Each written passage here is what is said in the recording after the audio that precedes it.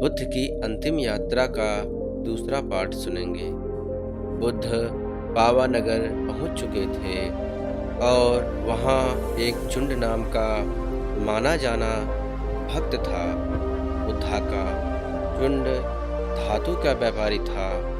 फिर अगले दिन जाकर जब उसे पता चला कि बुद्धा उसके नगर में आए हुए हैं तो वह तुरंत ही बुद्धा के दर्शन के लिए पहुंचा और उसने भोजन के लिए बुद्धा को आमंत्रित किया और फिर बुद्ध ने उसे आमंत्रण को स्वीकार करते हैं। जब बुद्धा अगले दिन चुंड के यहाँ जाते हैं तो देखा कि कई प्रकार के भोजन परोसे गए हैं। फिर बुद्धा ने भोजन को जैसे ही ग्रहण किया वैसे ही उन्हें पीड़ा होने लगी और खून बहने लगा। भोजन में शुकरमर्दो नामक पदार्थ मिला हुआ था, जिसकी वजह से बुद्ध दर्द का सामना करना पड़ा। और फिर बुद्ध ने कहा कि किसी दूसरे भिक्षु या शिष्य को यह भोजन ना दे। शुकरमर्दो, यह जो बचा है इसकी एक गड्ढे में डालकर मिट्टी से ढक दो। चुंड बहुत ही दुखी हुआ और वह बुद्ध के पास जाकर जोर जोर से रोने लगा।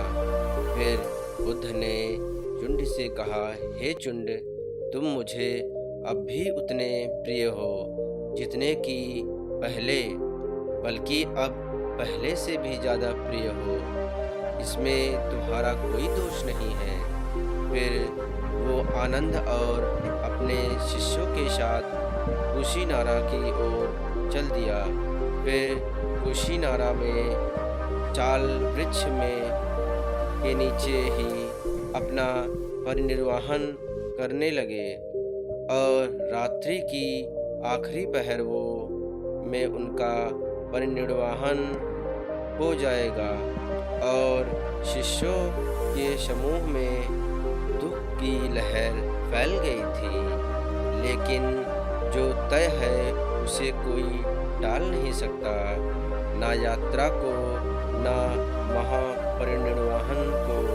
फिर बुद्ध का कारवां हिरण्यवती नदी को पार कर तट के काशीनारा और अभी के काशीनारा के चाल वृक्ष में पहुँचते हैं। वहाँ पर दो वृक्षों के बीच उनको साइयाँ लगाई जाती है और फिर बुद्ध ने अपने प्रिय शिष्यों को काशीनारा में मल राजाओं को बता देने को कहा।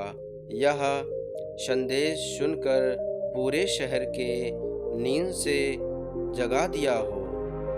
पुनः शहर उस वन में जमा हो गया। फिर आनंद ने बुद्ध से पूछा कि महापरिनिर्वाण के बाद आपके शरीर का आखिरी अनुष्ठान कैसा किया जाए। फिर बुद्ध ने उत्तर दिया, मेरे पार्थिव शरीर के साथ वैसा ही करना जो एक मरणोपरांत चक्रवर्ती सम्राट की शरीर का किया जाता है।